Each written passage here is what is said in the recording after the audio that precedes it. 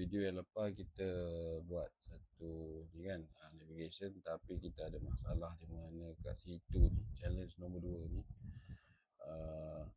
kita tak dapat ni lah, kita tak dapat lah markah penuh. So apa kita perlu buat, kita download comeback file kita ni, dan sini saya buka lah comeback log tu, comeback file tu. Nak tunjukkan di mana comeback log ni dia record everything lah. Dan kita akan pergi kat part di mana kita dipotong markah lah bila ada challenge ni kan. So masalahnya bila kat part ni sepatutnya kita ada satu agent lah untuk jawab, tapi dia guna pathfinding, so salah lah, sebab tu dia tak dapat jawab soalan. So kita tanya Kiro sebab tak dapat jawab soalan, so kita suruh Kiro cadangkan apa yang kita perlu buat. At the same time kita try muat naik comeback log tu supaya Kiro faham lah apa yang kita tanyakan tu. Okay, jadi Kiro tengah fikir. So jadi dia dah tahu masalah, tapi dia ada 2 masalah kan, tapi yang sebenarnya masalah nombor 1 tu kat dia tak adalah sangat. So dia kena dia dah generate code ataupun coding untuk agent code interpreter lah. Kalau kat sini dia tengok jadi kita minta Kiro bina lambda function untuk make math, code dan computation, pastikan tiada error lah. So ada juga yang soalan tanya saya, kenapa kalau ada error macam mana? Jadi macam ni lah, sebelum bila kita buat prompt tu, kita includekan sekali prompt supaya Kiro boleh double check lah dia punya coding tu. Dia akan double check, dia akan buat testing. Jadi mungkin pada video yang seterusnya dia akan tunjuk lah di mana dia akan buat testing lah. Okay, jadi sekarang ni Kiro tengah buat tengah codingkan kita punya lambda function. Okay, so dia cover semua soalan-soalan yang mungkin ditanya oleh C2 tu lah, challenge nombor 2 tu. Okay, jadi dia dah test, dia kata semua test lulus, 0 errors. Okay, jadi kalau perasan dekat sebelah kanan tu, sebelah yang dekat yang button refresh tu kan, kita reload tu ada satu button macam muka surat banyak tu. Kat situ lah kita punya file Kiro dah hasilkan coding tu. Jadi berbalik pada kita punya portal AI Link ni, so kita nak load kita punya code editor lah. Okay, kat sini saya nak tunjuk kat mana kita nak copy paste code tu. Okay, kat perkataan AWS tu, klik kat situ, nanti akan ada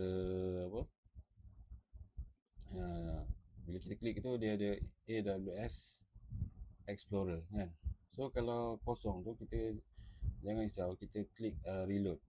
Tu dia tengah reload lah tu. Tengah reload. Jadi kalau kat lambda tu kan ada 2, so satu code, satu lagi pathfinding. Macam ni saya punya contoh, patutnya dia 2-3 line lah, tapi tak apalah. Saya tunjukkan balik di mana saya dah pastekan dulu, tapi sekarang ni saya nak tunjuk. Okay, kita pergi ke Kiro. Kat Kiro tu kita buka, lepas tu kat situ kita boleh buka kat file tu yang tadi ada banyak muka surat, icon yang banyak muka surat tu sebelah button reload. So kita select all, lepas tu kita paste. So itulah jangan risau kalau ada error, tapi kalau ada error kita boleh suruh Kiro checkkan. Kalau ada error juga boleh kot guna AI assistant yang lain lah. So itu last punya try lah. Okay. So bila tu kita kena upload tau. Jadi kalau tadi kita ada kena klik kat button cloud tadi tu. Bila dah upload, jadi bila coding tu dah ready, kita kena settingkan kat dekat kita punya create agent tu. So kita kena tengah create lagi satu sub agent. So first sub agent kita adalah pathfinding. So sub agent yang kedua adalah sub agent bagi code interpreter. Okay, kita bagi nama. Okay, kita pilih model. Tapi sini kita boleh pilih satu je model. Okay, kat sistem prompt ni kita ambil balik, ambil contoh daripada sub agent pathfinding tu. Okay, kat pathfinding tu ada contoh sistem prompt. Okay, jadi kita buka sini edit, buka klik edit, lepas tu kita select all, lepas tu kita copy. Okay, jadi kita boleh minta bantuan Kiro lah untuk buat sistem prompt ni. So tak payah tak payah type lah, kita boleh terus minta Kiro buat. So kita minta Kiro modify code modify untuk code interpreter sistem prompt.